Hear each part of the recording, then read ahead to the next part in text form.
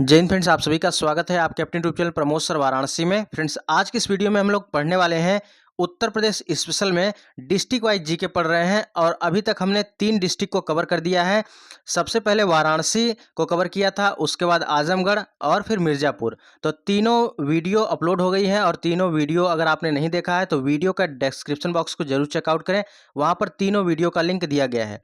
और आज के इस सेगमेंट में चौथा जिला है कानपुर। तो कानपुर से रिलेटेड जितने प्रश्न पूछे जाते हैं बिल्कुल यहाँ पर कंप्लीट है, क्योंकि आने वाले टाइम में यूपी ट्रिपल एससी के बहुत से एग्जाम लगे हुए हैं और सभी में यूपी स्पेशल अनिवार्य कर दिया गया है। तो फ्रेंड्स, आपको गारंटी के साथ कह रहे हैं कि अगर आप इस डिस्ट्रिक्ट वाइज जीके को अगर आप पढ़ लेते हैं तो आपका यूपी स्पेशल पे बहुत बेहतरीन पकड़ हो जाएगा और आप 20 में 20 स्कोर कर जाएंगे। तो इसलिए जो ये टॉपिक वाइज हम करवा रहे हैं, जिले वाइज करवा रहे हैं, इसको आप जरूर अच्छे से देखें और लास्ट तक देखें।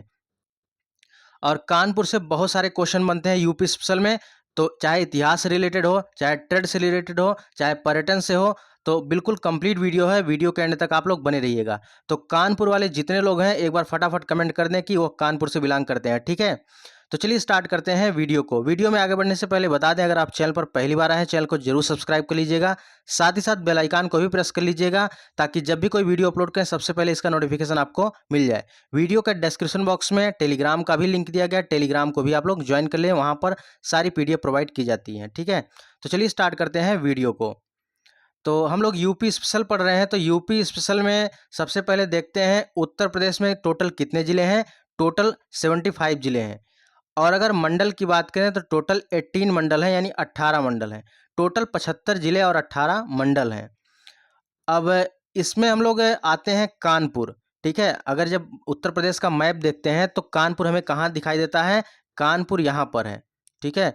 और कानपुर एक मंडल है और कानपुर में कानपुर मंडल में कितने जिले आते हैं, तो कानपुर मंडल में 6 जिले आते हैं। जितना पॉइंट बता रहे हैं सभी जगह से क्वेश्चन पूछा जाता है। तो कानपुर मंडल में कौन कौन से जिले आते हैं, तो एक तो कानपुर नगर खुद आता है और एक कानपुर देहात, 2 हो गए। फिर उसके बाद कन्नौज, औरैया, इटावा और फर्रुखाबाद, ठीक है। अच्छे से याद रखिएगा, कानपुर नगर, कानपुर देहात, औरैया, कन्नौज, इटावा, फर्रुखाबाद, आपके 6 जिले हो गए। 1, 2, 3, 4, 5 और 6। तो यहाँ से आशा करता हूँ आपको याद हो गया कानपुर उत्तर प्रदेश के मैप में कहाँ पर है। तो बस ऐसे याद रखिएगा कि कानपुर कानपुर मंडल में 6 जिले हैं, कानपुर देहात, कानपुर नगर, कन्नौज, औरैया, इटावा और फर्रुखाबाद। चलिए अब हम लोग आगे चलते हैं, कानपुर के इतिहास के बारे में देखते हैं, कानपुर की स्थापना कैसे हुई और कहाँ कहाँ से प्रश्न पूछा जाता है, इसको भी यहाँ पर हम लोग देखते हैं। तो इसके पहले वाले वीडियो में हमने आपसे एक क्वेश्चन पूछा था कि विंडम वाटरफॉल उत्तर प्रदेश के किस जिले में है, तो यह विंडम वाटरफॉल उत्तर प्रदेश के मिर्ज़ापुर जिले में है। तो वीडियो के एंड तक आप लोग बने रहिएगा, एक क्वेश्चन आज और पूछेंगे, आपको कमेंट बॉक्स में उसका जवाब देना है। चलिए सबसे पहले कानपुर में आते हैं। तो कानपुर में हमने पढ़ लिया है कि कानपुर मंडल में 6 जिले हैं। कौन कौन से, कानपुर नगर, कानपुर देहात, औरैया, कन्नौज, इटावा और फर्रुखाबाद। कानपुर किस नदी के तट पर बसा हुआ है, तो कानपुर गंगा नदी के तट पर बसा हुआ है। लेकिन आपसे डेप्थ में जाके क्वेश्चन पूछेगा, तो पूछेगा कि कानपुर गंगा नदी के किस तट पर बसा है, या दाएं या बाएं, तो दाएं तट पर बसा है। वहीं वाराणसी जो है गंगा के बाएं तट पर बसा है। दोनों क्वेश्चन में कंफ्यूज मत होइएगा, अच्छे से याद रखिएगा। कानपुर गंगा के दाएं तट पर और वाराणसी गंगा के बाएं तट पर बसा हुआ है, ठीक है। यानी कानपुर दाएं और वाराणसी बाएं। चलिए अब यहाँ से चलते हैं, कानपुर का मूल नाम क्या था, तो कानपुर का मूल नाम कानपुर था, ठीक है। कानपुर का प्राचीन नाम क्या था, कानपुर था। और इसकी स्थापना कैसे की गई, तो सचेंदी के राजा हिंदू सिंह ने इसकी स्थापना की थी, ठीक है। कानपुर नगर की स्थापना सचेंदी के राजा हिंदू सिंह ने कानपुर की स्थापना की थी और बाद में यही कानपुर का नाम परिवर्तित करके कानपुर कर दिया गया, ठीक है। पहले कानपुर कहा जाता था और बाद में इसका नाम परिवर्तित करके कानपुर कर दिया गया। वैसे अगर देखें तो कानपुर का नाम काफ़ी बार परिवर्तित हुआ और यह टोटल 21 बार कानपुर का नाम परिवर्तित हुआ और फाइनली कानपुर का नाम 21 बार परिवर्तन होने के बाद कानपुर रखा गया, ठीक है। कानपुर से होकर कानपुर किया गया। तो एक क्वेश्चन याद रखिएगा, कितनी बार परिवर्तित हुआ? 21 बार परिवर्तित हुआ। और सचेंदी के राजा हिंदू सिंह ने कानपुर की स्थापना की थी। चलिए यहाँ की जनसंख्या की बात करें, जनसंख्या कितनी है? 45,81,268। ये 2011 की जनगणना के अनुसार ये डेटा लिया गया है। अगर ओवरऑल साक्षरता की बात करें तो 81.31% साक्षरता दर है, लेकिन कानपुर नगर और कानपुर देहात की अलग अलग है। ऑन एन एवरेज देखा जाए तो लगभग 81.31% कानपुर की साक्षरता है। चलिए आगे चलते हैं। जो हम लोग की एग्जाम में बार बार क्वेश्चन पूछा जाता है, बिल्कुल टू द पॉइंट पढ़ना है, क्योंकि एग्जाम में जो पूछा जाता है वही पढ़ना है, फालतू की इधर उधर की चीज़ें नहीं पढ़नी है। चलिए, कानपुर बनने की कहानी अवध के नवाब से जुड़ी हुई है। ठीक है, अवध के नवाब से कानपुर बनने की कहानी जुड़ी हुई है। कानपुर की स्थापना कैसे कैसे हुई देखिए। पुराने कानपुर, पटकापुर, कुरसवा, जूही, सीमा मऊ गांवों को मिलाकर जो है कानपुर बनाया गया। कानपुर का शासन पहले कन्नौज और कालपी के शासकों के हाथ में रहा, फिर उसके बाद मुस्लिम शासकों के हाथ में चला गया। यानी कानपुर का शासन जो था पहले कन्नौज के शासक और कालपी के शासक इन लोगों के हाथों में था, लेकिन बाद में कुछ समय बीतने के बाद यह मुस्लिम शासकों के अधीन हो गया था। वहीं आगे चलने पर यह जो 1773 की जो संधि हुई, इसमें कानपुर नगर, ठीक है, यानी कानपुर अंग्रेजों के अधीन हो गया। ठीक है, जैसे ही यह समय बीता और 1773 की जो संधि हुई, उसके बाद कानपुर अंग्रेजों के अधीन हो गया। फिर उसके बाद आगे चलने पर 1773 का वर्ष आता है। 1773 से लेकर 1801 तक अवध के नवाब, ठीक है, एक क्वेश्चन याद रखिएगा, 1773 से 1801 तक अवध के नवाब अलमस अली ने कानपुर पर शासन किया। तो एक क्वेश्चन याद रखिएगा, किसने शासन किया था? अलमस अली ने शासन किया था। ठीक है, 1773 से लेकर 1801 तक अवध के नवाब अलमस अली ने कानपुर पर शासन किया था। और कानपुर का नाम हमने बताया ना कि टोटल 21 बार बदला गया। एक क्वेश्चन अच्छे से याद रखिएगा। ठीक है, कानपुर का नाम कितनी बार बदला गया? टोटल 21 बार बदला गया। कहीं कहीं आपको 20 बार दिएगा, लेकिन ऑफिशियली रूप से 21 बार है। ठीक है, 21 बार। चलिए अब देखिए आरटीओ की कोड की बात करें। ठीक है, आरटीओ की कोड की बात करें तो हर एक जिले का आरटीओ कोड होता है। तो वहीं पर ग्रामीण की बात करें, ग्रामीण क्षेत्र का जो है 77 है, यूपी 77, और आरटीओ कोड शहरी क्षेत्र का जो है यूपी 78 है। ठीक है, कानपुर में ग्रामीण क्षेत्र का आरटीओ कोड 77 है, यानी यूपी 77, और शहरी क्षेत्र में कानपुर के आरटीओ का कोड यूपी 78 है। ठीक है, जो लोग कानपुर से होंगे, कानपुर वाले फटाफट कमेंट कर दें। ठीक है, और उन लोग को ये चीज़ें अच्छे से पता होगी। चलिए आगे है यहाँ पर कानपुर की राजकीय स्थापना। कानपुर की राजकीय स्थापना 24 मार्च 1803 ईस्वी को ईस्ट इंडिया कंपनी ने की थी। देखिए ये ऑफिशियल है। ठीक है, ये ऑफिशियल है। कानपुर की राजकीय स्थापना 24 मार्च 1803 को ईस्ट इंडिया कंपनी ने की थी। वैसे कानपुर का नाम तो कई बार परिवर्तित हुआ और टोटल 21 बार परिवर्तित हुआ, लेकिन फाइनली जो है कानपुर की राजकीय स्थापना कानपुर के नाम से 1803 में ईस्ट इंडिया कंपनी ने की थी। ठीक है, याद रखिएगा किसके द्वारा? ईस्ट इंडिया कंपनी के द्वारा ब्रिटिश शासनकाल में कानपुर की राजकीय स्थापना 24 मार्च 1803 में की गई थी। चलिए इसी सेगमेंट में आगे चलते हैं, जो एग्जाम के पॉइंट ऑफ व्यू से काफ़ी इंपॉर्टेंट है। उत्तर प्रदेश की औद्योगिक राजधानी, उत्तर प्रदेश की औद्योगिक राजधानी किसे कहा जाता है? कानपुर को कहा जाता है। चलिए ये उत्तर प्रदेश की औद्योगिक राजधानी है। आप लोग कमेंट करके बताइए कि भारत की औद्योगिक राजधानी किसे कहा जाता है। ठीक है, भारत की औद्योगिक राजधानी किसे कहा जाता है, ये आपको कमेंट बॉक्स में बताना है। वहीं उत्तर प्रदेश की औद्योगिक राजधानी कौन सी है? कानपुर है। चलिए आगे चलते हैं इस सेगमेंट में। उत्तर प्रदेश, ठीक है, उत्तर भारत का मैनचेस्टर किसे कहते हैं? उत्तर भारत का मैनचेस्टर कानपुर को कहते हैं। वहीं भारत का चमड़ा शहर किसको कहा जाता है? भारत का चमड़ा शहर कानपुर को कहा जाता है। इसको भी याद रखिएगा। तो उत्तर भारत का मैनचेस्टर और भारत का चमड़ा शहर कानपुर को कहा जाता है। आगे चलते हैं अगले सेगमेंट में। कह रहा कि 1857 की क्रांति में कानपुर में विद्रोहियों का नेतृत्व किसने किया था? तो 1857 की क्रांति, देखिए जब 1857 की क्रांति शुरू होती है तो उसमें अलग अलग जिलों में शुरू हुई, ठीक है, अलग अलग जिलों से, जैसे यहाँ पर तो इसमें कानपुर विद्रोहियों का नेतृत्व जो है किसने किया था, तो यह नाना साहब ने किया था, ठीक है। और इनका जो है पुराना नाम क्या था, मतलब कि बचपन का नाम धोंधू पंत था, ठीक है, इसको भी अच्छे से याद रखिएगा। 1857 की क्रांति में कानपुर में विद्रोहियों का नेतृत्व किसने किया, नाना साहब ने किया। इनके बचपन का नाम क्या था, धोंधू पंत था। एक क्वेश्चन पूछा गया है, दोनों क्वेश्चन देखिए कई बार क्वेश्चन ये पूछा गया है, तो इसको अच्छे से याद रखिएगा। देखिए एग्जाम के पॉइंट ऑफ व्यू से जो चीज़ें इंपॉर्टेंट हो सकती हैं उसको यहाँ पर हमने ऐड किया है। अगला क्वेश्चन है, कानपुर की नृत्यांगना अजीजन का जन्म कहाँ हुआ था, ये लखनऊ में इनका जन्म हुआ था। इनको भी याद रखिएगा कि कानपुर की नृत्यांगना अजीजन का जन्म कहाँ हुआ था, लखनऊ में हुआ था। अगला पॉइंट है 1885 से 1947 तक, 1885 से 1947 तक भारतीय राष्ट्रीय कांग्रेस का अधिवेशन जो है हुआ था। तो यह अधिवेशन कुल कितनी बार हुआ था, ठीक है, 1885 से 1947 तक भारतीय राष्ट्रीय कांग्रेस के कुल कितने अधिवेशन उत्तर प्रदेश में हुए, तो टोटल कुल अधिवेशन 9 अधिवेशन उत्तर प्रदेश में हुए थे। एक क्वेश्चन पूछा जा चुका है, इसको जरूर पेन डाउन करिएगा, अच्छे से याद रखिएगा। तो 1885 से लेकर 1947 तक भारतीय राष्ट्रीय कांग्रेस के कुल अधिवेशन उत्तर प्रदेश में 9 बार हुए।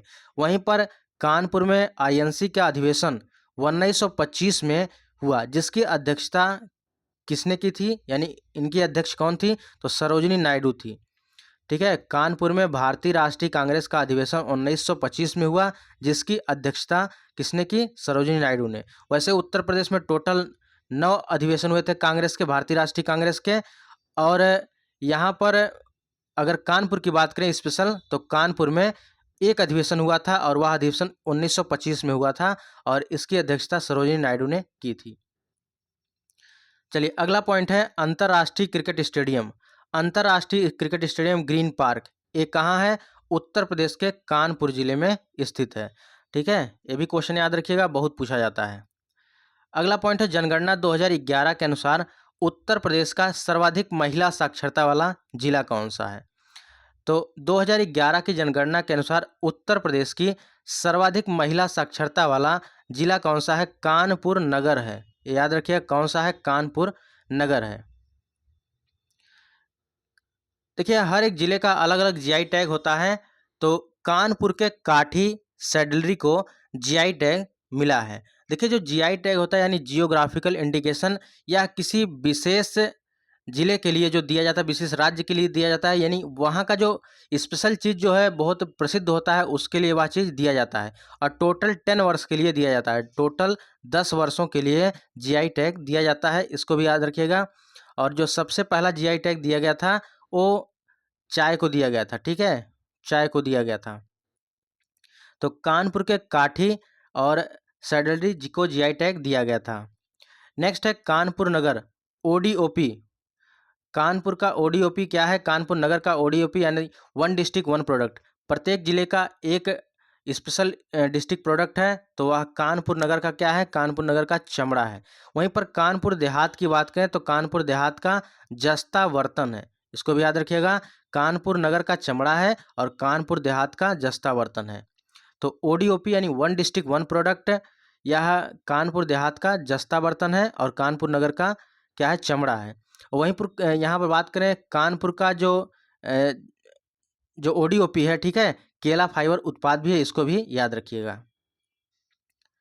अगला क्वेश्चन है, चकेरी और नागरिक हवाई अड्डा ये कहाँ पर है। आपका कोई भी पॉइंट नहीं छूटेगा, जो एग्जाम में पूछा जाता है सारे पॉइंट यहाँ पर ऐड कर दिए गए हैं। तो चकेरी और नागरिक हवाई अड्डा कहाँ पर है, यह कानपुर में है, इसको भी याद रखिएगा, कानपुर में चकेरी और नागरिक हवाई अड्डा है।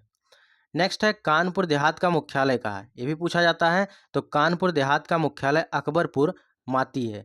तो आशा करता हूँ देखिए यहाँ से आपका जो कानपुर से रिलेटेड जीके जो प्रश्न बनते हैं आपका रिवाइज हो रहा होगा। और यहाँ पर जो लोग कानपुर वाले हैं फटाफट जरूर कमेंट कर दें कि यहाँ कानपुर से हैं। अगला है पर्यटन। तो पर्यटन के क्षेत्र में अगर चलते हैं तो पर्यटन में कानपुर में प्राणी उद्यान भी है, ठीक है, कानपुर में कानपुर प्राणी उद्यान है और जिसको कहा जाता है एलन फॉरेस्ट जू भी कहा जाता है, इसको भी याद रखिएगा, क्या कहते हैं, एलन फॉरेस्ट जू भी कहते हैं। यहाँ पर जाज मऊ भी है, श्री राधा कृष्ण मंदिर भी है, जैन ग्लास मंदिर है, नाना राव पार्क भी है, राधा कृष्ण का मंदिर है जो जेके मंदिर है, ठीक है, जो जेके मंदिर है या राधा कृष्ण का ही मंदिर है। बहुत बार पूछा जाता है कि उत्तर प्रदेश के किस जिले में जेके मंदिर स्थित है, तो यह कानपुर में है। और किस भगवान को समर्पित है, तो राधा और कृष्ण को समर्पित है। और कानपुर में ही मोती झील भी है, अच्छे से याद रखिएगा, कानपुर में मोती झील भी है। और आर्डिनेंस फैक्ट्री की बात करें तो कानपुर में भी आर्डिनेंस फैक्ट्री है। और वहीं पर आईआईटी कानपुर की स्थापना कब हुई थी? आईआईटी कानपुर की स्थापना 1959 में हुई थी। और यह लोकेशन की अगर बात करें तो यह कल्याणपुर में है, ठीक है, यह कल्याणपुर में आईआईटी कानपुर है।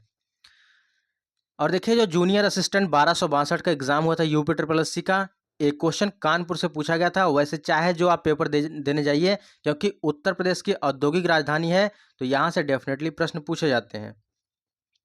और इस कंप्लीट वीडियो को देखने के बाद आपका यहाँ से 2 से 3 नंबर 110% कन्फर्म हो जाएगा, ठीक है। इसलिए इस वीडियो को आप 1 से 2 बार जरूर रिवाइज करके जाइएगा।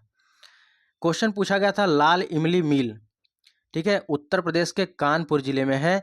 यह लाल इमली मिल किस वस्त्र के लिए प्रसिद्ध है? तो यह ऊलन यानी ऊनी के लिए प्रसिद्ध है। जूनियर असिस्टेंट के एग्जाम में यह प्रश्न पूछा गया है। तो यहाँ पर देखिए, इस टाइप के रेगुलर आपके देखिए आगे आने वाली जो वीडियो है, उत्तर प्रदेश के जो डिस्ट्रिक्ट वाइज जीके हैं, हर एक डिस्ट्रिक्ट को अच्छे से कवर कर देंगे, ताकि आपका यूपी स्पेशल पर बेहतरीन पकड़ हो जाए। और क्वेश्चन कहीं से भी चाहे जितना ट्विस्ट करके पूछे एग्जामिनर, आप इजीली कर जाएंगे। तो अगर आप चैनल पर पहली बार आए हैं, चैनल को जरूर सब्सक्राइब कर लीजिएगा, आपके लिए काफ़ी हेल्पफुल होने वाली है, ठीक है। तो याद रखिएगा, लाल इमली मिल उत्तर प्रदेश के कानपुर जिले में है। और यह ऊलन यानी ऊनी के लिए प्रसिद्ध है। अगर इसकी लोकेशन की बात करें तो कानपुर जो स्टेशन है, यहाँ से लगभग 5 सवा 5 किलोमीटर की दूरी पर है। तो बस आप इतना याद रखिएगा, लाल इमली मिल कहाँ पर है? कानपुर में है। किस वस्त्र के लिए प्रसिद्ध है? तो ऊलन के लिए प्रसिद्ध है, ऊनी वस्त्र के लिए प्रसिद्ध है। बस इतना ही क्वेश्चन आपसे एग्जाम में पूछा जाएगा। और कुछ महत्वपूर्ण तथ्य हैं, इसको भी जरा एक बार देख लीजिए। और सबसे पहला पॉइंट है कि 1981 में कानपुर का पुनः विभाजन हुआ और यहाँ 2 जनपद बने, ठीक है। कानपुर का 1981 में 1981 में पुनः विभाजन किया गया और 2 जनपद बनाए गए। कौन कौन से? एक कानपुर नगर और दूसरा कानपुर देहात बनाया गया।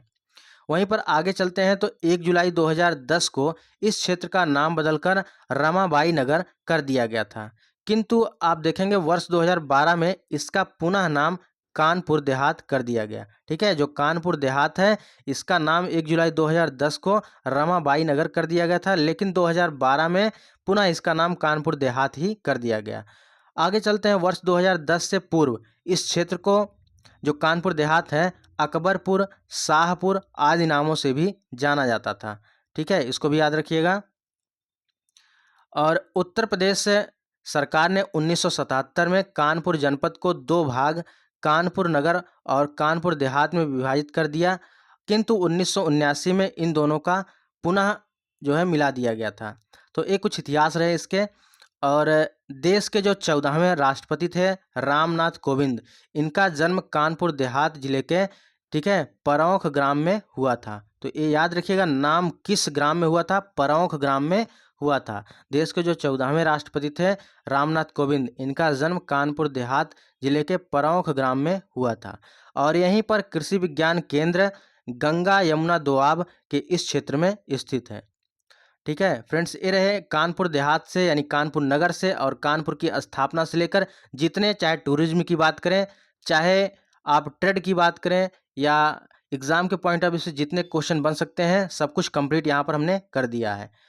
और फ्रेंड्स, एक जरूरी सूचना है, कंप्यूटर ई बुक के रेफरेंस में आने वाले टाइम में यूपी ट्रिपल एससी के बहुत से एग्जाम लगे हुए हैं, चाहे स्टोर कीपर की बात करें या junior assistant, stenographer, VPO, forest guard, ETO, और इवन दो जो भी यूपी ट्रिपल एससी की एग्जाम है, सभी जगह कंप्यूटर और उत्तर प्रदेश जीके अनिवार्य कर दिया गया है। इन्हीं चीज़ को देखते हुए यहाँ पर बिल्कुल हैंड रिटन और यूपी ट्रिपल एससी के लेटेस्ट पैटर्न पर आधारित ई बुक तैयार की गई है। यहाँ पर आप सिलेबस देख सकते हैं, यूपी ट्रिपल एससी का जो लेटेस्ट सिलेबस है, बिल्कुल उसी के आधार पर यह बनाया गया है, ठीक है। और यूपी जीके भी यहाँ पर देख सकते हैं, बिल्कुल लेटेस्ट पैटर्न पर आधारित है। चाहे ऐतिहासिक इमारतों की ऊंचाइयों की बात करें, यूपी ट्रिपल एससी के फेवरेट टॉपिक की बात करें, और यूपी के बदले हुए नाम, यूपी के ऐप एंड पोर्टल और यूपी की योजनाएं, सब कुछ अच्छे से डिजाइन किया गया है। और यहाँ पर हर एक टॉपिक के बाद PYQ क्वेश्चन रखे गए हैं।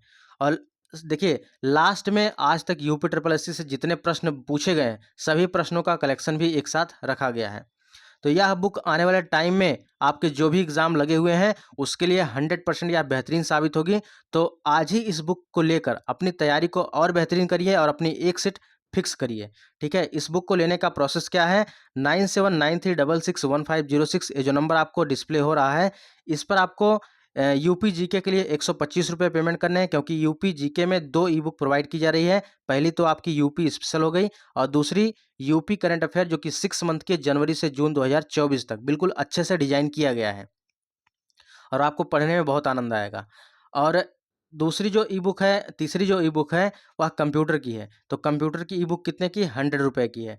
ठीक है, अगर आप कंप्यूटर लेना चाहते हैं तो इस नंबर पर आप पेमेंट करके 100 रुपया और स्क्रीनशॉट इसी नंबर पर अपना नाम और डिस्ट्रिक्ट जरूर मेंशन करें। मेंशन करने के बाद थोड़ी देर बाद आपको इसका ई बुक प्रोवाइड करा दिया जाएगा। ठीक है, अगर यूपी जी के लेना चाहते हैं तो 125 रुपये और यहाँ पर कंप्यूटर लेना चाहते हैं तो 100 रुपये आपको पे करना होगा। ठीक है, तो फ्रेंड्स, ज़्यादा जानकारी के लिए वीडियो के डिस्क्रिप्शन बॉक्स को जरूर चेकआउट करें, वहाँ पर डिटेल से सब कुछ बताया गया है।